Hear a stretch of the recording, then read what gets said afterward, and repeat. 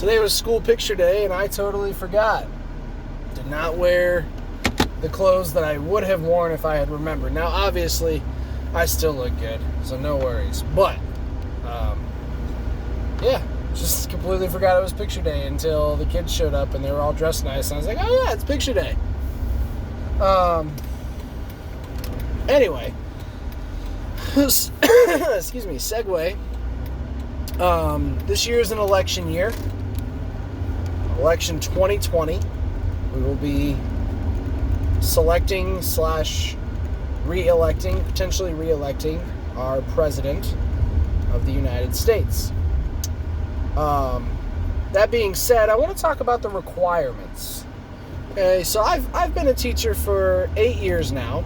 I'm in my 8th year currently, which is not super long when you compare it to people that have been in the field for 30 plus years, some of whom I work with. And but in that time, I've had a couple of different principals, like administrative principals, not LES, but ALS. One of whom has never been a teacher, and the other who has been a teacher before obviously being put into the role of principal. Now, there have been some policy changes and some rule changes as far as what the requirements are in recent years, but in my opinion, it would be very hard to be a principal of a building never having been a teacher before. Maybe not hard to be the principal, but hard to do a good job and hard to earn the respect of the teachers in the building. Teachers are probably more inclined to trust and take direction from someone who's been in their position before, who knows what they've been through and what is required of them. The same can be said for president. If you're going to be president of the United States, one of your titles is Commander-in-Chief of the Armed Forces. It would be really hard to be in that position and command the armed forces having never been in the armed forces.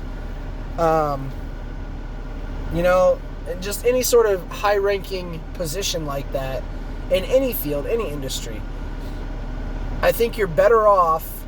One, you're going to do a better job if you've done everything else before. They say the same thing for food service. Everybody should have worked in food service, so when you go to a restaurant, you know what the wait staff has been through and tend to treat them with more respect because of that. So I think, the same case could be made for principals of schools, for president of the United States, for any, official, even in a contracting job. You're talking about a foreman, a job site foreman. A person working on building a house or laying a roof or paving a road is probably much more likely to take direction from someone who's done that job before than someone who just walks in and says, "Hey, I'm your boss now. And I've never been in your position, but I'm going to tell you how to do it." So just something to think about. Policy changes happen every now and then, but I would say that as far as the requirements for those positions, if it were me making those requirements, I would require that you've actually been in every position leading up to the one that you're in now. Just my thoughts. Talk to you tomorrow.